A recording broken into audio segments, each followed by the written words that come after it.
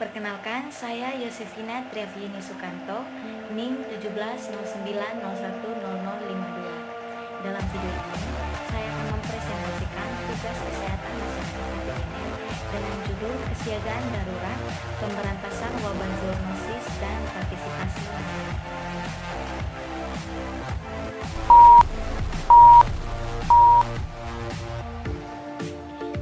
Apa itu kesiagaan darurat penanggulangan penyakit zoonosis dan siapa yang menyusun pedoman kesiagaan darurat?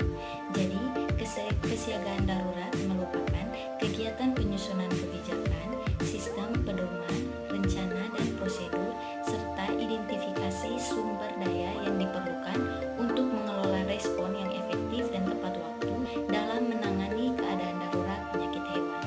Dan siapa yang menyusun pedoman kesiagaan darurat?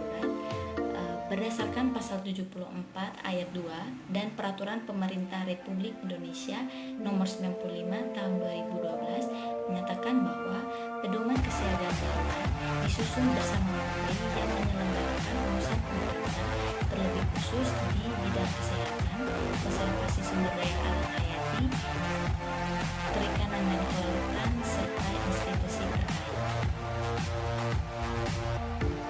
Pada kesiagaan darurat, apa yang dimaksud dengan disosialisasikan dan disimulasikan? Jadi, seperti yang dijelaskan pada awal bahwa pedoman kesiagaan darurat ini merupakan acuan untuk bagaimana sebuah langkah diambil oleh setiap komponen yang diikutsertakan dalam mencegah atau memberantas penyakit zoonosis, baik yang belum maupun yang sudah terjadi.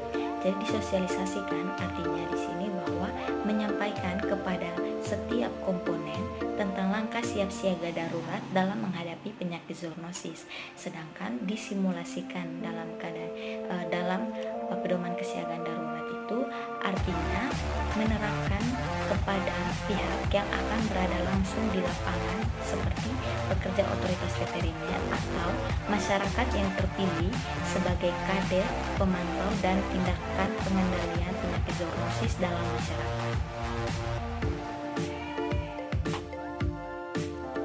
Mengapa pedoman kesiagaan darurat perlu dievaluasi?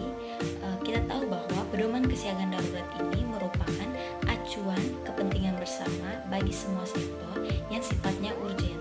Maka perlu melihat kebutuhan dari kedua sisi dengan mempertimbangkan situasi, kondisi, maupun temuan baru tentang penyakit-penyakit yang termasuk dalam zoonosis. Mengapa perlu dilakukan evaluasi? Tujuannya untuk melihat dan menilai kembali sejauh mana isi dalam pedoman tersebut sudah efektif dalam penerapannya dan mencapai tujuan yang dimaksud.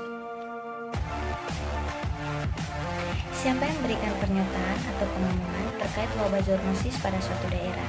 Sebelum itu, penting kita ketahui bahwa wabah zoonosis adalah kejadian terjangkitnya suatu penyakit zoonosis pada hewan atau manusia di mana jumlah penderitanya meningkat secara nyata melebihi pada keadaan yang lazim dalam waktu dan tempat tertentu.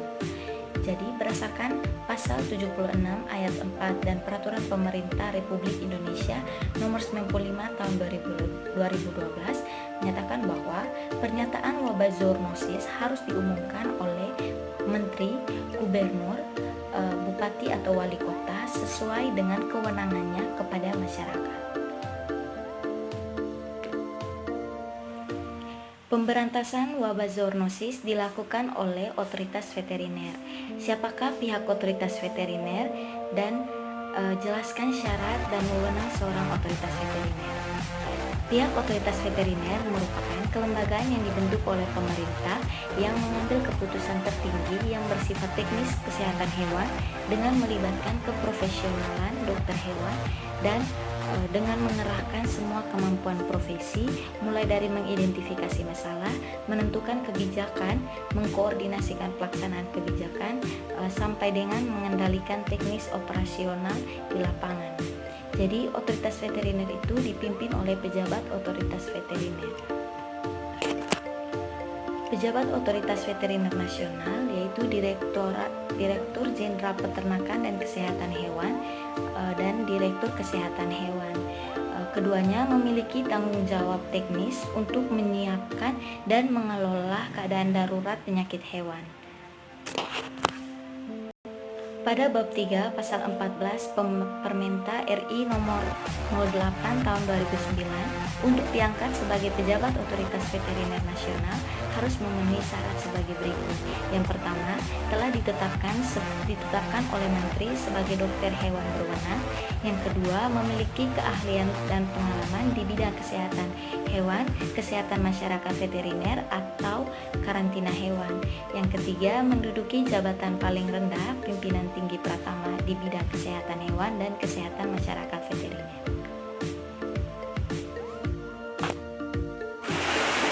Bagaimana penanggulangan zoonosis yang bersumber dari satwa akuatik, satwa liar, dan hewan berkeperluan khusus? Jadi berdasarkan pasal 60 ayat 2, untuk menanggulangi zoonosis yang bersumber dari satwa liar perlu dilakukan bersama dengan menteri yang menyelenggarakan urusan pemerintah di bidang konservasi sumber daya alam hayati. Sedangkan pada pasal 60 ayat 3, dalam menanggulangi zoonosis yang bersumber dari satwa akuatik perlu dilakukan bersama dengan menteri yang menyelenggarakan urusan pemerintah di bidang kelautan dan perikanan. Jelaskan contoh-contoh konkret bentuk partisipasi masyarakat dalam menanggulangi wabah zoonosis. Pertama, setiap orang yang memiliki atau memelihara hewan wajib menjaga dan mengamati kesehatan hewan dan lingkungan di sekitar hewan.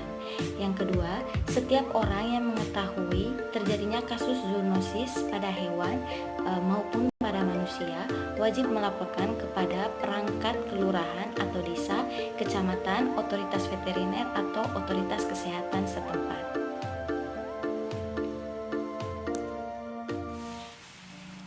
Bagaimana pemerintah mengikutsertakan masyarakat dalam penanggulangan wabah zoonosis? Jadi, berdasarkan pasal 82 Peraturan Pemerintah Republik Indonesia nomor 95 tahun 2012 ayat 2, keikutsertaan masyarakat dilakukan dalam bentuk pemantauan dan tindakan cepat kejadian zoonosis. Jadi, untuk melakukan pemantauan dan tindakan cepat kejadian zoonosis, maka pemerintah provinsi dan pemerintah kabupaten atau kota membentuk kader pemantauan dan tindakan cepat penyakit zoonosis di dalam masyarakat.